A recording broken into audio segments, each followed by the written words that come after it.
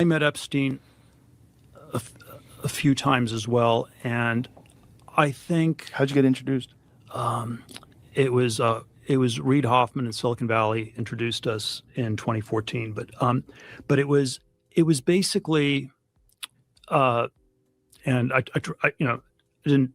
didn't check, didn't ask any enough questions about it, but yeah I, th- I think there were sort of a lot of things where it was fraudulent. I do think Epstein knew a lot about taxes, and there were probably, these complicated ways you could structure a nonprofit organization, especially as a way in a marital Mm-hmm.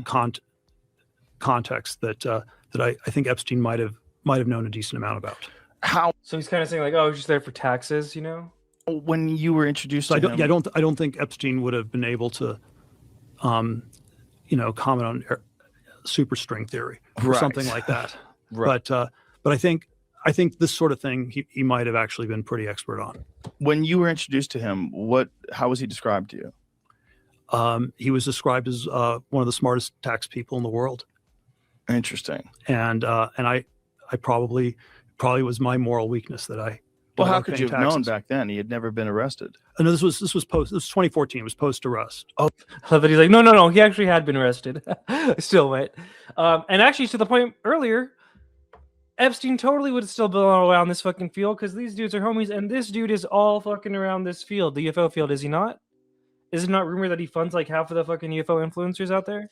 Yeah, has there been a new Patterns Tell Stories? Because No, Klaus is not- all in on that. He's all in on the UFO field, all in. And to his point there too, here's an email from Peter Thiel to Jeffrey Epstein. If I was intimidated by bad press, I would not have gone anywhere in life.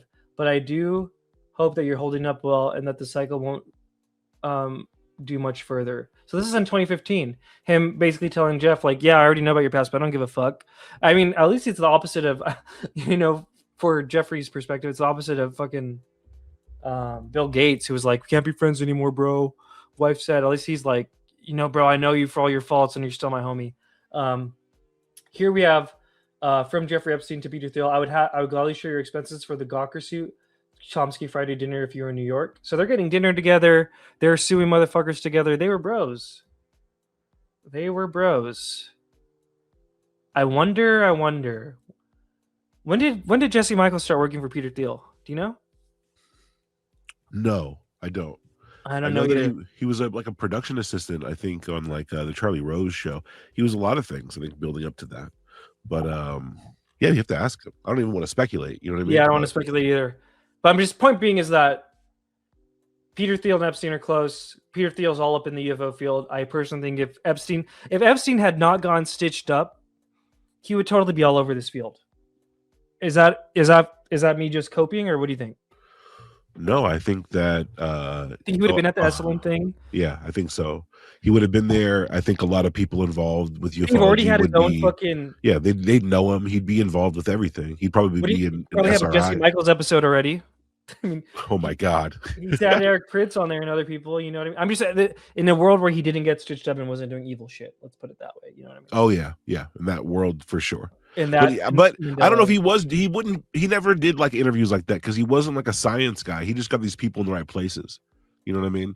Well, I don't- this is a great segue, I think, for the next one. Actually, go for it. Sorry. No, I'm all about the segue. Okay, let's see.